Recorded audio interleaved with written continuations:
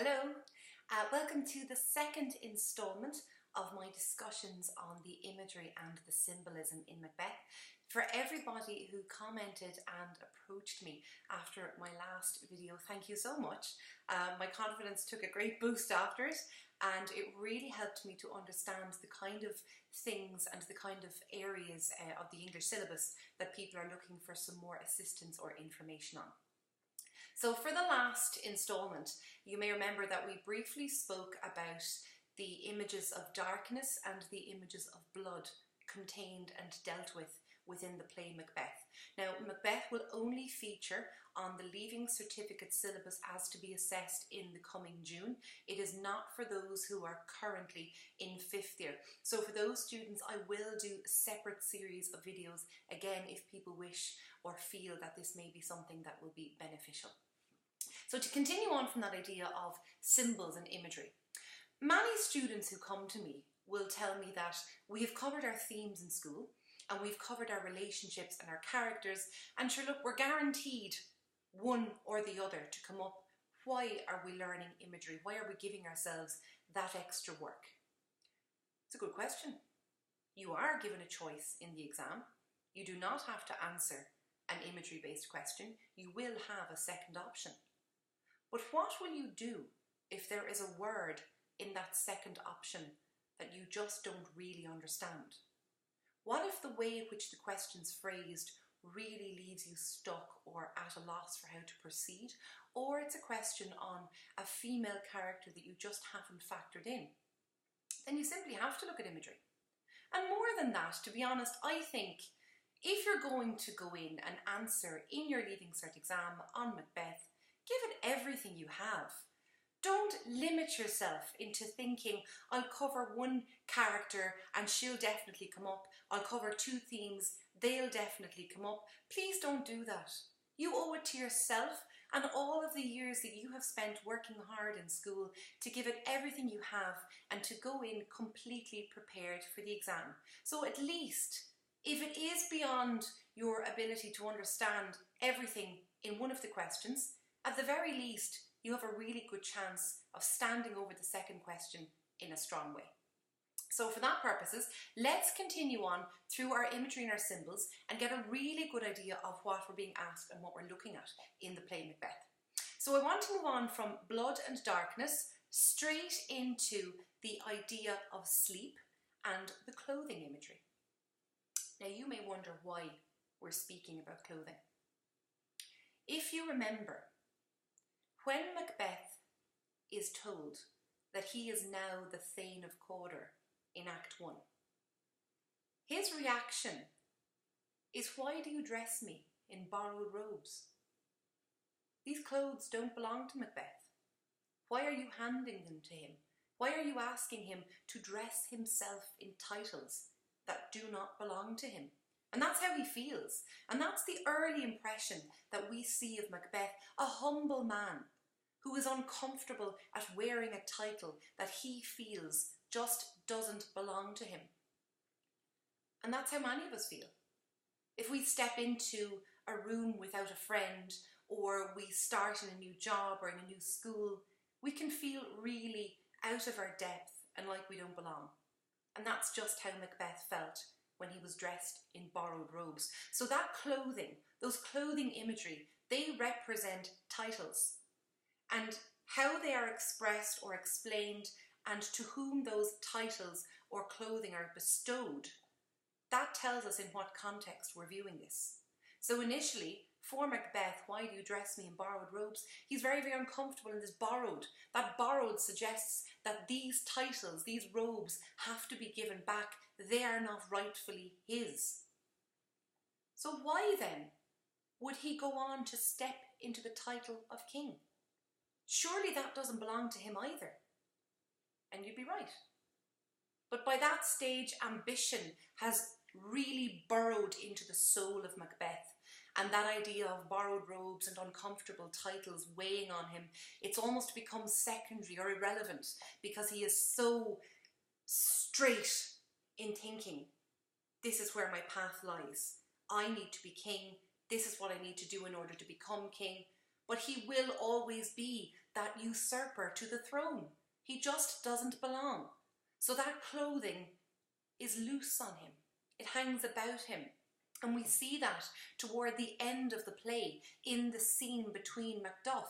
And you see that he mentions that the clothes are like a giant clothes, and Macbeth is swimming in those clothes. Scotland is swimming in those clothes. It's drowning in the clothes that are being worn by a usurper, somebody to whom those clothes and that title does not belong. So you can see that Shakespeare really uses imagery and symbolism to great effect. You don't need to know in depth about your power. If you're going to talk about power, you don't need to know about different things if you're asked about your imagery. Of course, make reference to them, have a knowledgeable all-round answer.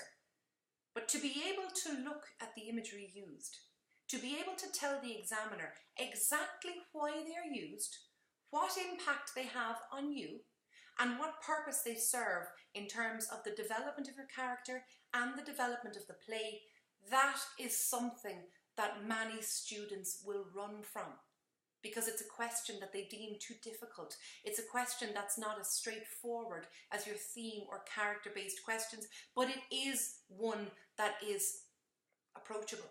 It's one that's accessible. It's one that's great fun to answer, because you can really get into the hows and whys, and your gorgeous personal engagement will come across really strong because it's being encouraged. What do you think those clothing references mean? How do you think you would feel in a similar situation? And don't forget that the Leaving Cert wants you to say how you would feel in a similar situation. The Leaving Cert wants you to think, are Shakespearean texts cemented in the past, or do they have any relevance at all in my world? And I certainly think that we can argue that almost everything, if not everything, Shakespeare deals with has great relevancy in our world. From clothing to ambition to power to relationships, it's all so relevant once you look at it with bright, fresh eyes. So last time was your blood imagery and symbolism. You had the imagery of darkness and light, and just now you have seen how that clothing is referenced. So I would advise any students watching this, or indeed any teachers who aim on using this as a reference or an aid for their students to use as a revision tool, go back to your text. Don't leave Macbeth back there at the beginning of fifth year, never to be seen again. Use this time now, because once Christmas comes and you're then on the far side of it, everything becomes much more panicked. So now that you have that time to breathe and sit, look back over Macbeth. Look over your images, look over your symbols, and think carefully. Jot down the quotes associated with each and prepare yourself, because you will be in such a confident position when you go into your mocks and indeed in June to your Leaving Certificate. Because don't forget, that is the key. If you sent me in now to sit my Leaving Cert, fine, presumably I would be okay, I hope. But it's not because I have all the textbooks and I'm used to teaching it and I'm used to everything. But it's because I have confidence. And when you have confidence in your own ability, that's key. That's the difference between one grade and another. Having confidence to know that what you are writing is strong and it's correct, and being able to stand over your own opinion and voice to say that, you know what, my answer might not be the most academic. My answer might not regurgitate everything at the back of the textbook, but it does give my personal connection to the text. It shows the examiner that I am a real person who has read the book, has read all the references, and is able to apply this to my own life in my own understanding. An examiner cries out for that when they are correcting, because it makes you stand out and it makes you different, and that will bring your grade up exponentially without you even increasing the amount that you are studying at the moment. Moving on from that, and finally with your imagery, for the moment anyway, is the idea of sleep.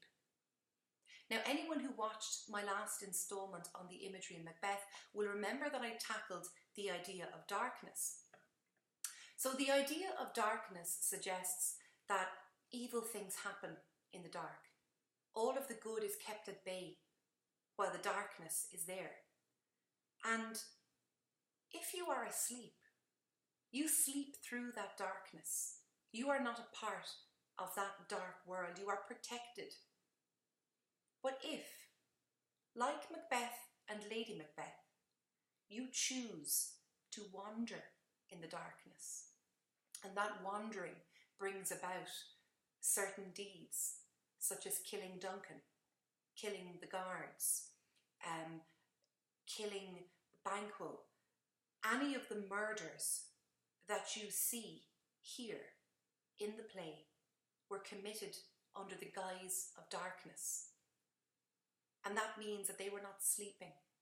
To sleep is to be protected. To sleep is to be innocent. Those who were sleeping were killed. They are forever preserved and protected in their cocoon of innocence. But that does not happen to Macbeth and Lady Macbeth. They decided to throw off the shackles of sleep, and they walked the halls in the dark to commit the most vile of deeds. So that sleep, that peaceful sleep, represents the sleep of the innocent. And again, Shakespeare hits the nail on the head when he tells you that only bad deeds happen at night. Only those who have the intent to commit those bad deeds are the ones who wander at night. They do not partake of sleep. They in fact take the lives of those who sleep the sleep of the innocent. And all the way through, you will see references to those who sleep. So for this week, for any teachers who are thinking about going back and revising over Macbeth, I really do recommend that Imagery is a great place to start.